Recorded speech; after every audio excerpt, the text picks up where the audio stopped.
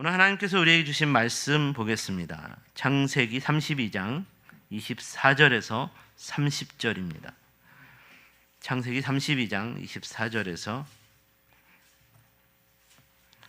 30절까지 말씀입니다.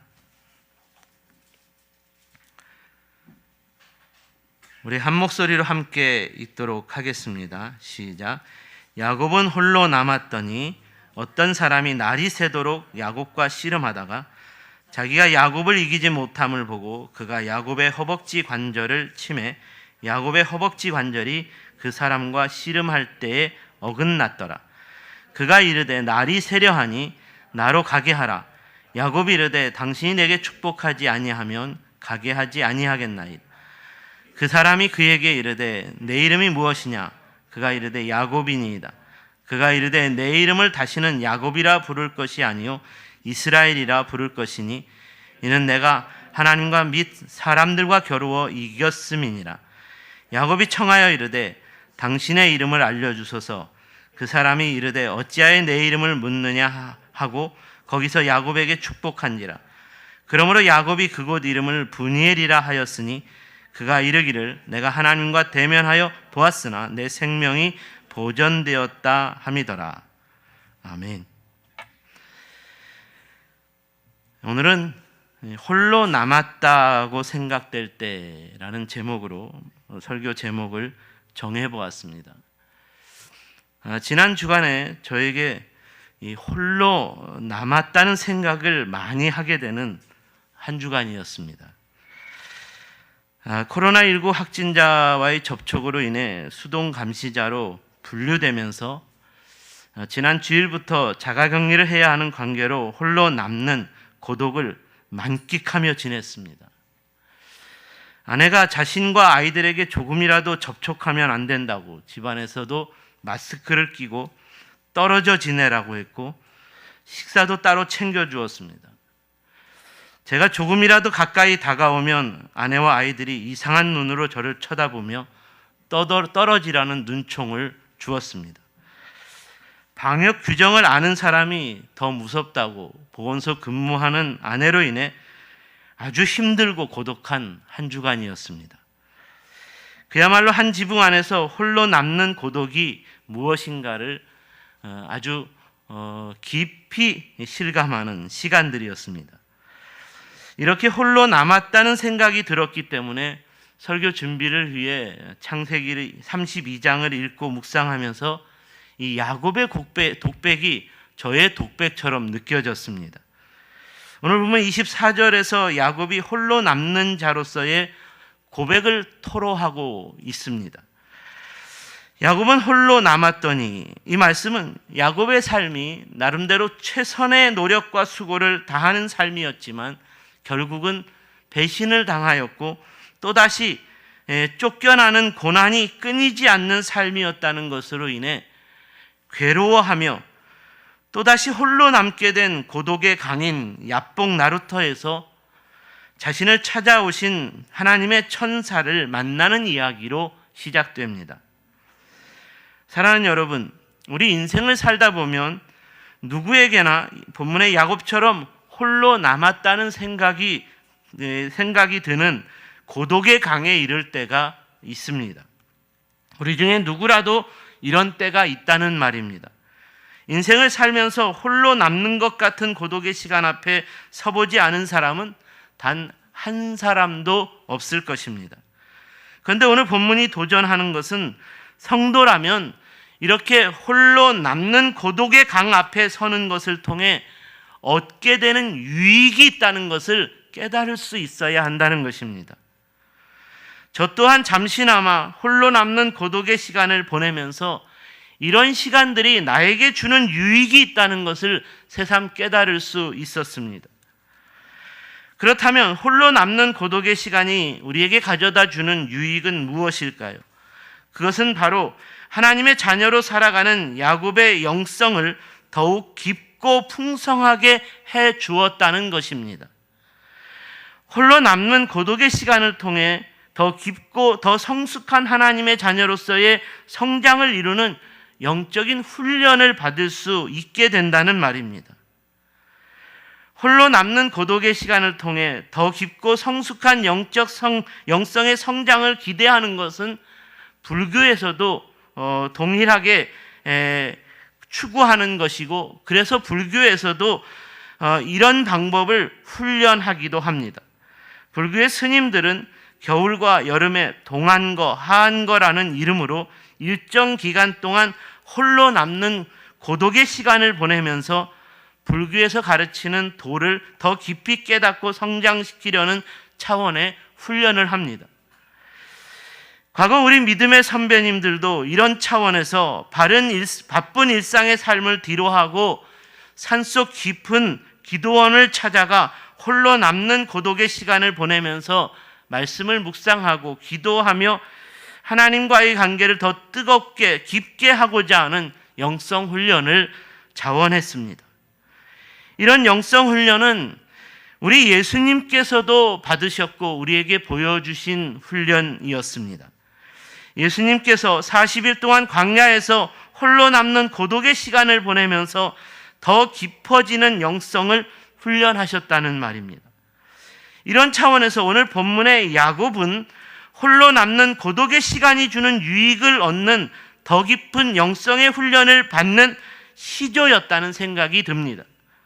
그렇다면 오늘은 야곱이 홀로 남았다고 생각할 때 얻게 된 더 깊고 성숙해지는 영적 성장의 유익은 구체적으로 무엇이었는가를 함께 묵상해 보자는 것입니다. 그 첫 번째로 하나님께서 항상 나를 붙잡고 계신다는 것을 깨닫는 것입니다. 오늘 먼저 본문 24절을 보시면 야곱은 홀로 남았더니 어떤 사람이 날이 새도록 야곱과 씨름하다가 자기가 야곱을 이기지 못함을 보고 그가 야곱의 허벅지 관절을 치매 야곱의 허벅지 관절이 그 사람과 씨름할 때에 어긋났더라. 이 말씀에서 어떤 사람이 누구인가에 대해서는 우리가 지난주에 야곱의 꿈을 통해서 하늘의 문이 열리고 천사가 사닥다리를 타고 오르락내리락 했다는 이야기의 연결선상에서 생각해 보아야 합니다. 그러니까 여기서 어떤 사람은 야곱이 있는 곳으로 하늘로부터 사닥다리를 타고 내려온 천사를 말하는 것입니다. 오늘 본문은 이런 천사가 날이 새도록 야곱과 씨름했다라고 말합니다. 야곱이 홀로 남게 된 고독한 시간 속에서 천사가 하늘로부터 찾아와 야곱과 씨름했다는 말입니다. 여기서 이 씨름했다라는 단어를 히브리어 단어로 아바크라는 단어가 사용되었는데 이 단어의 의미는 붙들고 놓지 않았다라는 뜻입니다. 붙들고 놓지 않았다. 그렇다면 여기서 누가 붙잡고 놓지 않았다는 말일까요? 야곱이 천사를 붙잡고 놓지 않았다는 말일까요? 천사가 야곱을 붙잡고 놓지 않았다는 말일까요? 이에 대하여 본문 24절을 통해 우리가 분명하게 구별할 수 있는 것은 어떤 사람이 주어로 표현되고 있다는 것입니다. 그러니까 이 말은 어떤 사람인 천사가 야곱을 붙들고 놓지 않았다는 뜻입니다. 다시 말해서 이 말은 하나님께서 야곱을 붙들고 놓지 않으셨다는 뜻입니다. 하나님께서 주어가 되셔서 항상 야곱을 붙들고 놓지 않으셨다는 말입니다. 하지만 야곱은 자신의 삶이 하나님께서 붙잡고 놓지 않으신 삶이었다는 것을 깨닫지 못했습니다.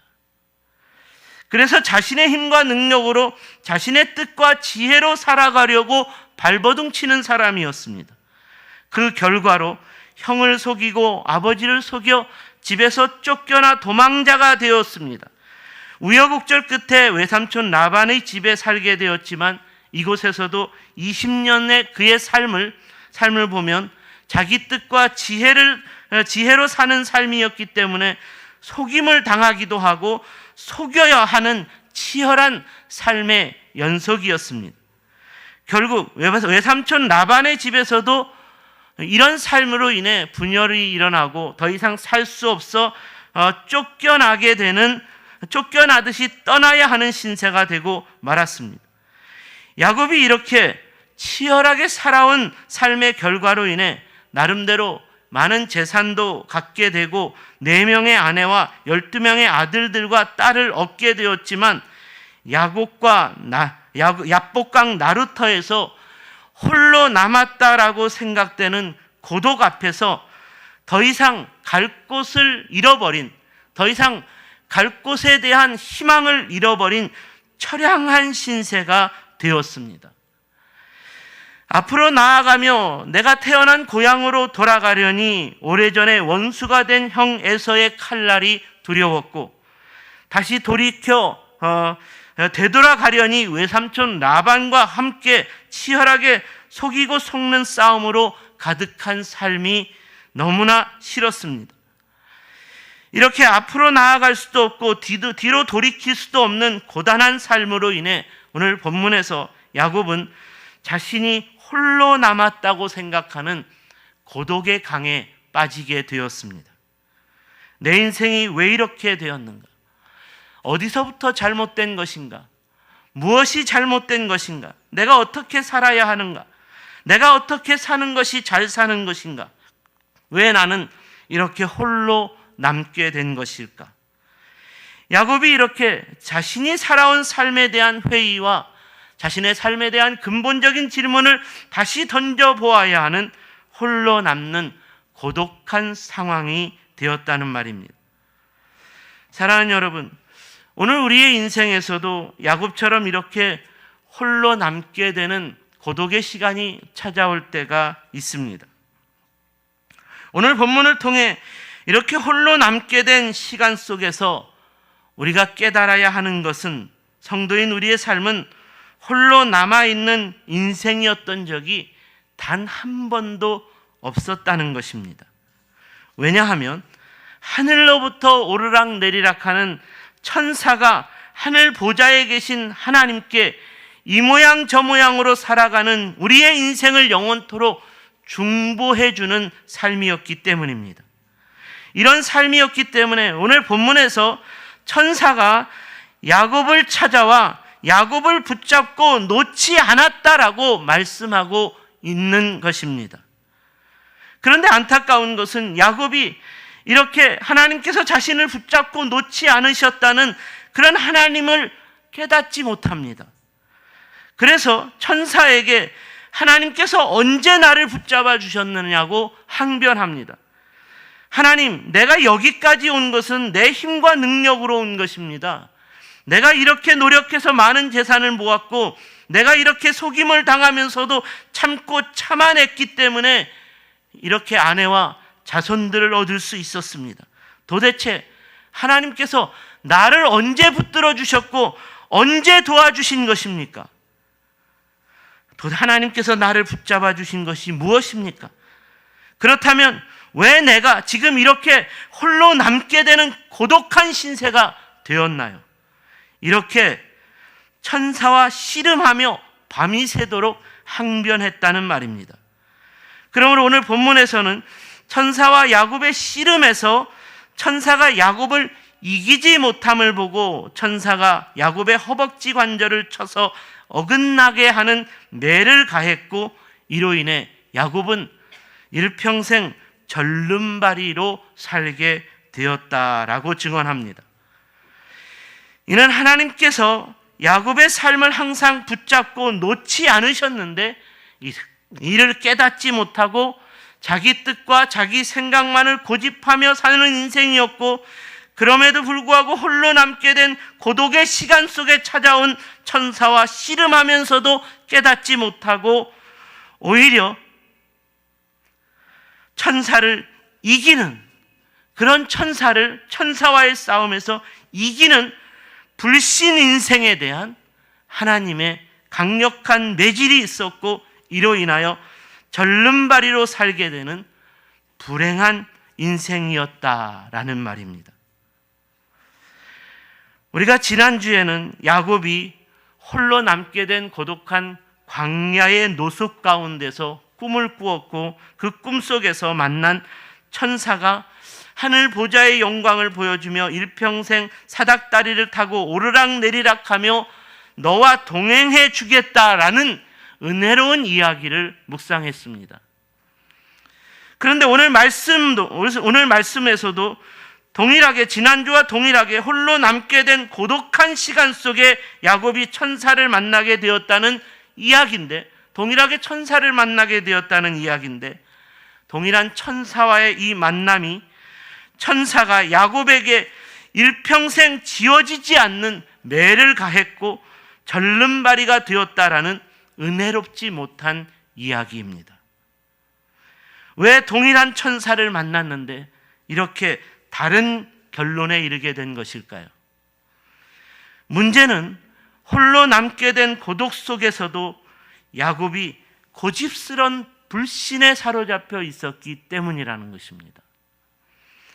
하나님은 항상 야곱의 인생 가운데 천사를 보내어 붙잡고 놓지 않겠다고 약속하셨고, 이렇게 하나님께서 놓지 않으셨기 때문에 천사가 다시 찾아왔는데, 이런 하나님의 약속을 믿지 못한 고집스런 불신 때문이었다는 것입니다. 제가 한 주간 동안 홀로 남게 된 야곱의 고독한 삶을 묵상하면서 이 말씀이 오늘날 우리에게 주고 있는 교훈도 매우 크다는 생각이 들었습니다. 사랑하는 여러분, 오늘 여러분이 홀로 남았다라는 생각이 들 때 여전히 하나님께서 여러분을 붙잡고 놓지 않으셨다는 믿음으로써 홀로 남는 그 자리에서 하나님을 더 깊고 뜨겁게 만날 수 있는, 하나님을 신뢰할 수 있는 믿음으로 나아갈 수 있어야 할 것입니다. 저와 여러분이 성도라면 홀로 남게 된 고독의 자리에서 저와 여러분을 붙잡고 놓지 않으시는 하나님을 더욱 뜨겁게 신뢰함으로써 여전히 하나님께서 나와 함께 하심을 믿는 영성으로 채워질 수 있어야 한다는 것입니다. 저는 바로 이런 차원에서 우리 모두에게 홀로 남았다고 생각하는 고독의 시간을 우리 스스로 가져보는 것도 필요하다는 생각이 듭니다. 2021년이 이제 다 지나가고 있습니다.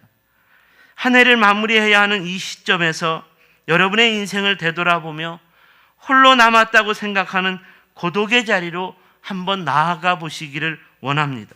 권면합니다. 홀로 남았다고 생각하는 그 고독의 자리에서 야곱처럼 천사와 씨름하여 이기는 것으로서 매질을 당하는 어리석은 불신앙의 고백이 아닌, 이제까지 하나님께서 나를 붙잡아 주셨고 이렇게 인도해 주시며 하나님께서 단 한 번도 나를 놓지 않으셨다는 신앙 고백으로 천사와 함께 하나님께 대한 경배와 찬양을 올려드릴 수 있는 성숙한 예배자로 거듭날 수 있어야겠습니다. 홀로 남았다고 생각될 때 더욱 뜨거운 하나님의 은혜와 사랑을 깨닫고 고백할 수 있는 성숙한 영성으로 나아가는 저와 여러분, 우리 세종샘 모든 가족들이 될 수 있기를 주님의 이름으로 축원합니다. 두 번째로, 내가 하나님의 얼굴을 구하면 반드시 대면할 수 있다는 것입니다. 이에 대한 교훈은 본문 30절을 보시면 좋겠습니다. 그러므로 야곱이 그곳 이름을 분이엘이라 하였으니 그가 이르기를 내가 하나님과 대면하여 보았으나 내 생명이 보전되었다 함이더라. 이 말씀을 이해하려면 야곱이 천사와 씨름하였고 천사를 이김으로써 허벅지 관절이 부러지는 불행한 사건을 함께 이어서 묵상해 보아야 합니다. 야곱이 천사와의 씨름에서 이겼다는 것은 더 고집스러운 불신의 죄를 범한 것이었고, 이로 인하여 야곱이 천사에게 허벅지 관절이 부러지는 벌을 받았다고 했습니다. 이렇게 야곱이 천사로부터 직접적인 벌을 받게 된 것으로 인해 뒤늦게나마 야곱은 자신의 어리석음을, 자신의 잘못을, 불신을 깨닫고 돌이켰을 것이라 생각합니다. 그런데 오늘 본문 28절을 보시면 이런 와중에 천사가 야곱의 이름을 이스라엘이라 바꾸어 불렀다는 것입니다. 그리고 이 이스라엘의 의미를 하나님과 및 사람들과 겨루어 이겼다라는 뜻이라고 소개하고 있습니다. 여기서 하나님과 사람과 겨루어 이겼다는 것은 하나님과 사람들에게 인정받고 칭찬받는 바른 신앙인을 의미하는 것입니다. 그런데 이 말씀의 앞뒤 상황을 볼 때 천사가 야곱을 칭찬하는 표현은 아니라는 생각이 들지 않습니까? 야곱이 이렇게 칭찬을 받을 자격이 있나요? 야곱은 아직 진정으로 이스라엘이라는 이름으로 불릴 자격을 갖추지 못했습니다. 그렇다면 여기에서 이스라엘이라는 이름에 대해 두 가지 차원으로 생각해 볼 수 있겠습니다. 하나는 천사가 야곱을 조롱하는 차원에서 이렇게 불렀다는 것입니다. 야곱아, 네 고집스러운 불신이 하나님을 이겼다. 네 고집스러운 불신이 하나님을 이겼다. 이렇게 천사가 야곱을 조롱하는 차원에서 이렇게 부르고 있다라는 것입니다. 그리고 다른 하나는 그럼에도 불구하고 야곱을 붙잡고 놓지 않는 하나님께서 함께하는 야곱의 삶이었기 때문에 야곱이 이후로는 하나님을 만나고 신뢰하는 삶으로서 진정한 이스라엘이 되기를 기대하셨다라는 차원에서 이렇게 말했다라는 생각이 듭니다. 그리고 29절 말씀을 보시면 아직은 이스라엘이 아닌 여전히 고집스러운 야곱, 불신의 야곱이었지만 천사에게 자신을 위해 축복해 줄 것을 간절히 구했고 천사가 이런 야곱을 위해 축복 기도를 해 주었다라고 증거하고 있습니다. 이렇게 천사의 축복 기도를 받게 된 것으로 인해 비로소 야곱이 하나님의 얼굴을 대면하게 되었다는 분이엘을 고백하게 되었다는 것입니다. 저는 이 오늘 말씀을 묵상하면서 홀로 남게 되는 야곱이 우리가 생각하는 성숙한 신앙 고백의 자리로 나아가지 못했지만, 성숙한 신앙인의 모습을 보여주지 못했지만, 그럼에도 불구하고 야곱을 붙잡고 놓지 않으시는 하나님으로 인해 야곱이 천사에게 채찍과 매를 맞으면서도 무늬만 자격이 없는 이스라엘이라는 조롱을 당하였으면서도 그가 하나님의 얼굴을 구하고 있고 이로 인하여 하나님의 얼굴을 대면할 수 있는 축복을 받게 되었다는 것으로 인하여 우리가 배워야 할 놀라운 도전이 있다는 생각이 듭니다. 사랑하는 여러분, 진정으로 부모 자식과의 관계라면 잘못된 말과 행동을 하는 자식을 위해서 매를 든다 할지라도 부모 자식 간의 관계에서 변함이 없는 사랑을 신뢰할 수 있어야 하는 것입니다. 잘못된 길로 가는 자식을 위해 분노의 매가 아닌 사랑으로 눈물의 매를 들어야 할 때가 있습니다. 이런 사랑으로 눈물의 매를 든 부모의 사랑을 신뢰하지 않는다면 자식이 아닐 것입니다. 또한 진정한 부모 자식과의 관계라면 때론 잘못된 자식을 책망하게 할 때 부모가 교육 수준이 낮아서 욕을 하고 조롱하는 말을 할지라도, 그런 말을 듣게 될지라도 그 가운데에서도 변함없는 사랑을 신뢰할 수 있어야 하는 것입니다. 제가 어린 시절에만 해도 자식들이 잘못하면 통상적으로 부모들이 욕과 조롱을 하는 경우가 많았습니다. 과거에는 이렇게 욕과 조롱을 하면서 자식들의 잘못을 지적해주고 고쳐주는 것이 인지상정이었습니다. 어느 방송사에서 제작된 응답하라 1988이라는 드라마를 보니까 80년대 우리 부모님들의 욕과 조롱을 성동일이라는 배우를 통해서 아주 맛깔스럽게 표현합니다. 자기 자식한테, 자기 딸한테, 아들한테 연병할 놈, 돼질 놈, 썩을 놈, 이런 욕과 조롱들이 마구마구 표현됩니다. 오늘날에는 교육 수준이 높아져서 이런 욕과 조롱들을 잘 사용하지 않습니다. 그런데 이런 욕과 조롱들이 우리가 어릴 적만 해도 할머니, 할아버님들이 일상적으로 표현하는 말들이었고, 이런 욕과 조롱을 듣고 자란 어머님들도 자녀들인 우리에게 종종 사용했습니다. 하지만 자식들에게 이런 욕과 조롱을 했다고 해서 그 시대의 부모와 자녀들이 서로에 대한 사랑을 단 한 번도 의심해 보지 않았다는 것입니다. 의심해 본 적이 없었습니다. 오늘 본문의 야곱도 바로 이런 차원에서 벌은 받게 되었지만 하나님의 사랑을 의심할 수가 없었습니다. 아직은 가짜 이스라엘이라는 조롱을 받게 되었지만 그가 더 이상 하나님의 약속과 사랑을 의심할 수는 없었습니다. 그러므로 하나님의 약속과 사랑을 그가 기대하며 나아갔습니다. 야곱은 홀로 남게 된 상황에서 고집을 부려 벌을 받고 조롱을 당하기까지 하면서도 하나님께로부터 오는 축복과 능력을 더 이상 의심할 수 없었습니다. 그러므로 하나님의 축복과 능력을 구하며 나아갑니다. 오히려 하나님의 약속과 사랑과 축복과 능력을 이제는 다 받아내기를 원했다는 것입니다. 바로 이것이 오늘 본문에서 야곱이 하나님의 얼굴을 구하고 대면하게 되었다는 분이엘의 하나님을 소개하는 이유입니다. 사랑하는 여러분, 여러분이 홀로 남았다고 생각할 때 여전히 여러분을 향한 하나님의 얼굴을 구하는 자리로 나아가십시오.